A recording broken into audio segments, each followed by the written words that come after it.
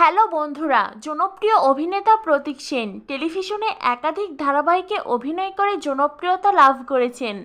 পর্দায় প্রতীক সোনামণি জুটি দর্শকদের বিশেষ পছন্দ।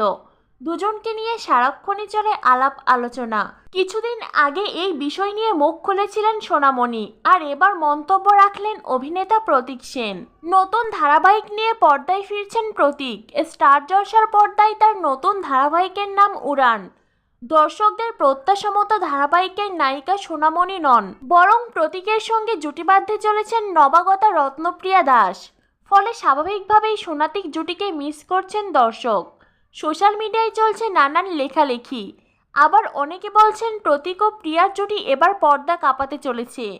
কিছুদিন আগে ছিল অভিনেত্রী সোনামণি সাহার জন্মদিন, কিন্তু অভিনেত্রীর জন্মদিনে সবাই তাকে শুভেচ্ছা জানালেও প্রতীকের তরফে সোনামণির জন্মদিনের শুভেচ্ছা চোখে পড়েনি কারোর। ফলে কটাক্ষ ধেয়ে এসেছিল অভিনেতার দিকে।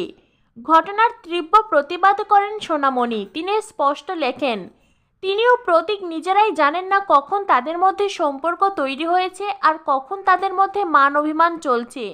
দর্শকরা নিজের মতন করেই সবটা বলছেন। স্টার জলসার হিট ধারাবাহিক মোহর এবং এক্কা দোক্কা ধারাবাহিকে অভিনয় করে জনপ্রিয় হয়েছিলেন সোনাতিক জুটি। দর্শক যেন তাদের একে অপরকে ছাড়া ভাবতেই পারেন না। যদিও বিষয়টিতে বেশ মজা পেয়েছেন অভিনেতা প্রতীক।